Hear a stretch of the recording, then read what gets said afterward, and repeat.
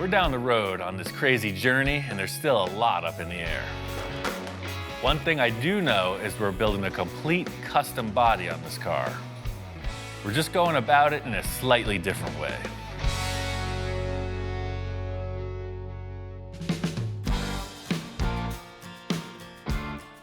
Moved into a new lab, got a new workshop. The whole idea with this room is that you have plenty of clean floor space. One of the biggest challenges in everywhere I've worked is that there's always stuff, and I'm always trying to decrease the stuff. I got my tools, I got my dog, ready to rock. The whole idea with getting this in the room is now we are in the artist studio. I got the car up on these little roller dollies. We can spin it around, get up high, down low, nothing in the way. Because really, that's it. You gotta have that line, you know? It's gotta look good. Victor and I were up at Gene Winfield's. He had a whole bunch of fiberglass bodies, and I knew we had to go in that direction with this car. But Gene was molding cars that already exist, like a 51 Merc or a Ferrari F40, but we don't have that option. We have to create the car first. It's just like this car model. You know, imagine we had a full-size 57 Chevy, and we made a mold on it. We would end up with a car body just like this. We have to create our car body first. The cool thing is we can use any car part we want. We can customize it, hand shape it, whatever. It just has to be strong enough to build a mold on. We can move fast. We can make changes on the fly. We've never done anything like this before. I'm super excited. It's just gonna be a ton of work. The whole idea with setting up the car in the shop like this is it's gonna be a big debate between Victor and I as to how it turns out in the end. Set up these fenders just as a representation of something over the rear wheels. I know Victor loves the idea of this really low trough. You'll see the engine and the other components in here. This is directly in the way. First things first, I want to get into the rear portion of this design. Because it's a mid-engine, we both want to show that engine off, and there's a bunch of stock sheet metal I want to get out of the way, come up with some concepts for the back end. So this is an element of structure. I'm just gonna make it look way cooler.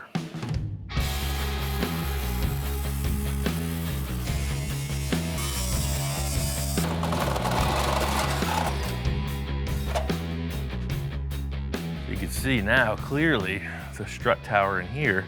And if you look under the hood of any front-engined, car for the track, they'll have this flange that bolts on here and then a cross brace. So already you can see it's just, when you're looking at the engine, it's way better than looking at this big divider wall. What do you think? Dude's always on board, he's 3 years old, he's getting himself into trouble, banging his head into stuff. He's always putting his nose in my business, and I'm sure he's totally liking the smell of the fine German machinery. We don't get a lot of that, and I think he's just taking it all in. Hey, what happened to your face? You were such a cute puppy. You look like a boxer.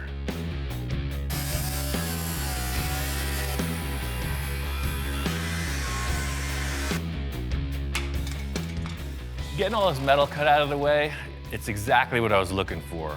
The engine will be exposed, but now I gotta put some structure in there, and I got a couple ideas how to make that happen.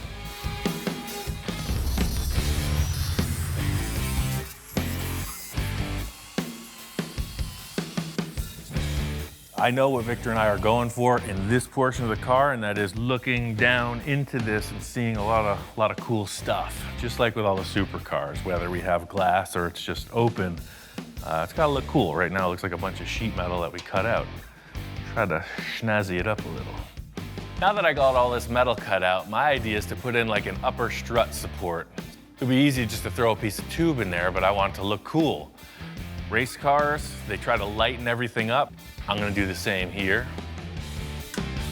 So that's the thing, I got the center marked here, and I'm just gonna go every 2.5 inches and scribe across, so 6.5 to 9. I'll just center punch, drill all these with a hole saw, and it'll just look like a nice lightened race car style bracket. I'm just gonna pre-drill these with a 1/4 inch hole and then hole saw it up to, I think, about 1 inch, whatever looks appropriate. There you go. Now you got a bunch of small holes. Now I'm gonna make a bunch of big holes. The hole saw leaves a bunch of kind of scratch marks and loose pieces of metal hanging off, so the die grinder cleans all that up. There's a few different fittings on that tool. It goes from coarse to fine. In the end, you end up with something that looks like a piece of jewelry. It just looks kind of like a, If this thing's sitting on a table, you don't know what the heck it is. Is it a musical instrument? Is it a weapon? Is it an upper strut support bar? Who knows? So the last thing I want to do is put a finish on it. Eastwood's got this cool surface finishing tool. It provides like a brushed finish. You hear like brushed aluminum, brushed stainless. You see it on your refrigerator or something like that. And I'm gonna use that on this piece of tubing. That is pretty cool. Now I'm just gonna weld into the car, figure out how that floor area is gonna be raised up.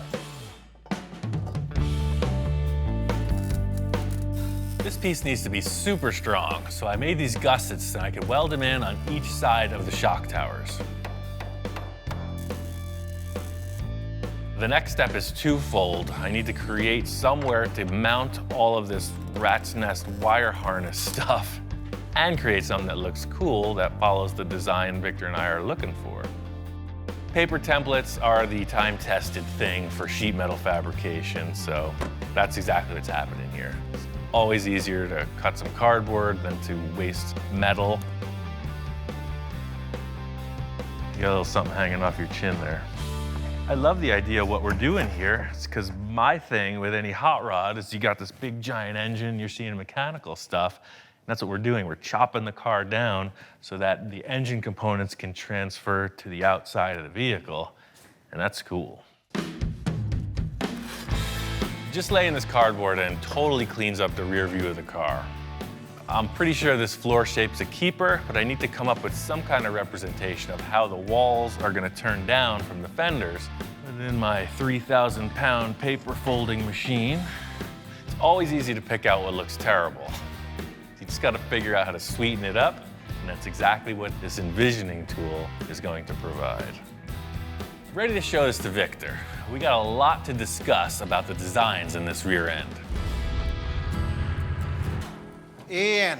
Hey, man. You found the place. Yeah, I found it, man. What's going on? Wow, place looks good.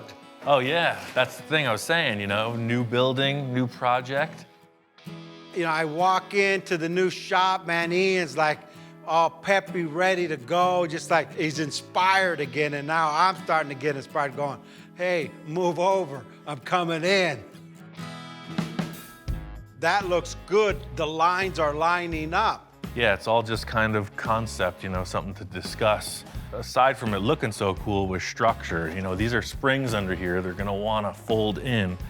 So I just support it like you would any race car, right? Came in with some gussets, really grabbed that. Ian just telling me all this stuff, and I'm not really like taking it in. I'm like looking at the car, starting to focus on what else could we do to this thing. And he's talking and talking, and you talk all the engineering you want to talk. I'm thinking design, baby. I love that you got it down low. This boxer was round. Exactly. Now we could achieve, you know, whatever vents or take the points down. You know, all this aside, all we have is some structure back here and this surface height. We need to figure out what the look of the back of the car is. You know, you're describing some kind of sculpted thing.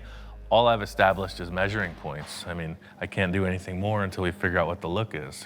You know, what the heck is you bring in for this part? The mistake Ian made was he said, hey, you could bring anything you want. So, I mean, you can't tell me that. It's another piece to this puzzle. You know, 911 Carrera bumper. Okay, I thought it was something you picked up off the street.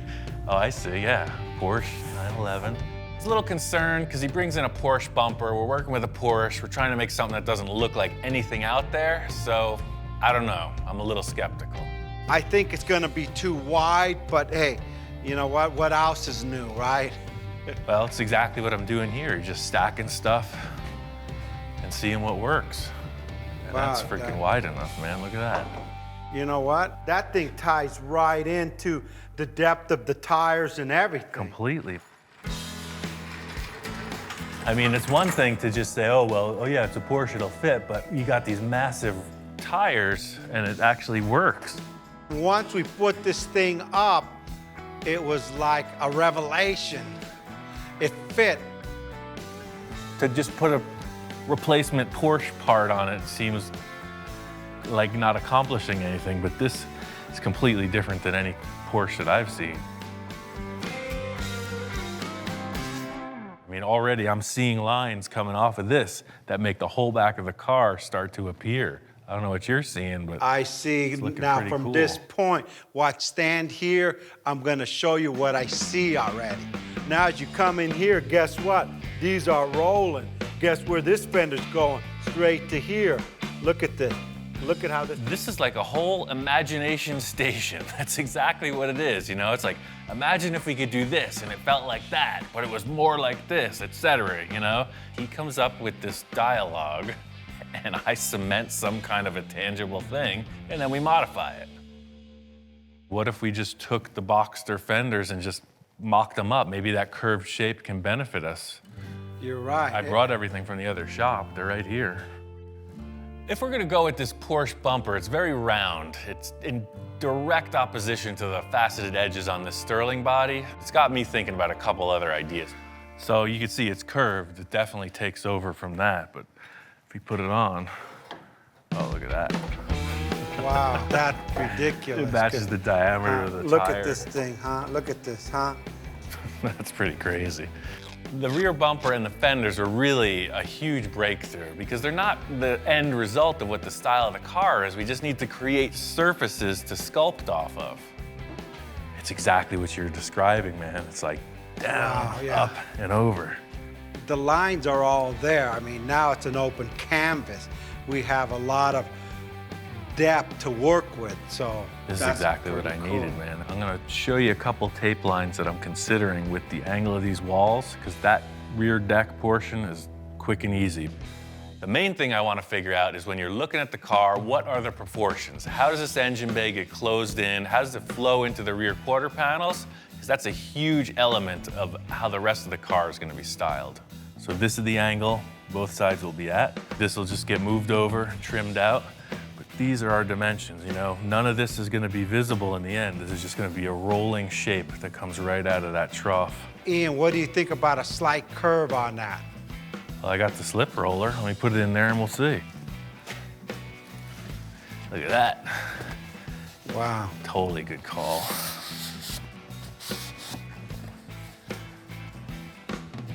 Oh yeah, that changes it from being a file cabinet to a sports car, man.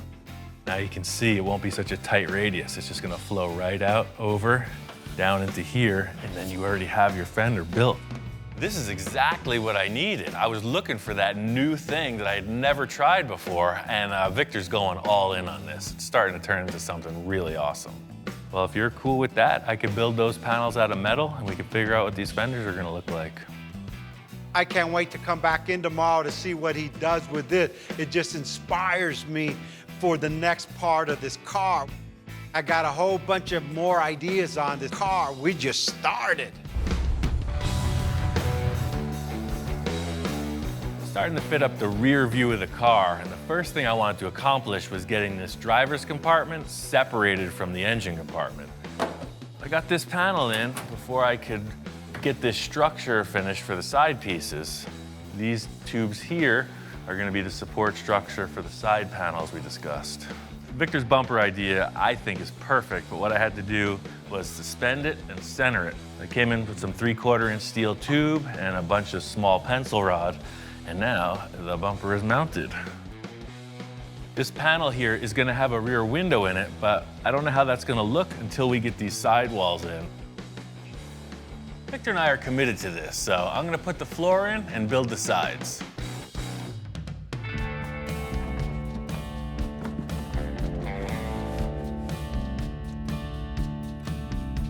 I was thinking about some kind of access hatch here with a hinge, pretty techy to build. Victor said, why don't we just part it right on these two braces and this whole center panel just pulls out. I had all this scrap foam insulation outside,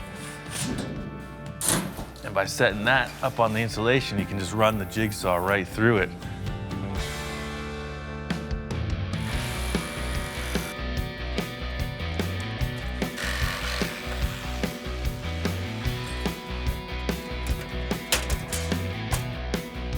I'm gonna do this whole portion of the car in aluminum. My plan is that it's gonna stay with the chassis. It'll never be molded in fiberglass, so I want it to look really bright and cool.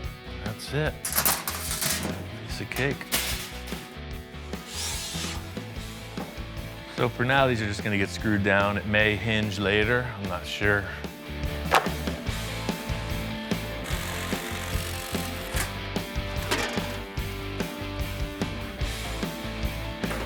The whole thing with these panels and them being aluminum is that it was my choice that they stay with the car through to the end as a showpiece. So to see them in place is pretty satisfying.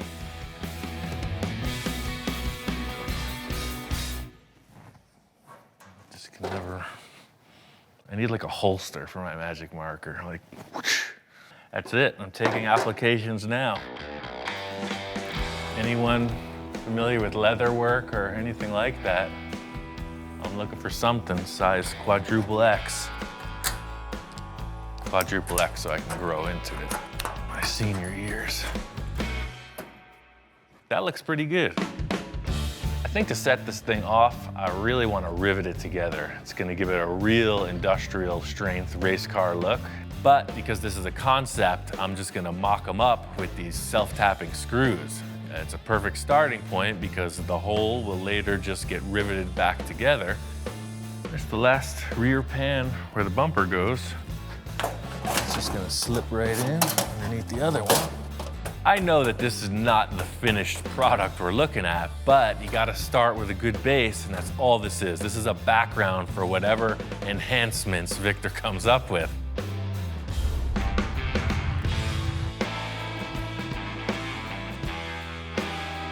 Came out to the Pomona swap meet with Victor. It's one of the largest swap meets there is. It's the go-to place to get what you gotta get.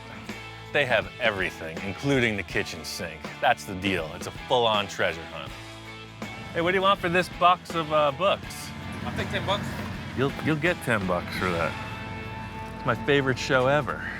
For those that don't know, Monster Garage was like the show that brought the builders of the world onto television.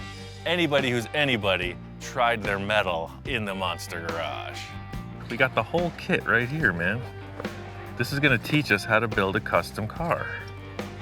This is awesome. I think we could just go home now. We're looking for the lights, fenders. Let's just try not to get distracted. There's too much here. I know how you get off on a tangent sometimes. Let's try to stay focused, man. We're on a mission. The main mission today is to just find shapes. You know, anything representing a fender line, a hood line, lights, who knows what's here. That's what it is, treasure hunt.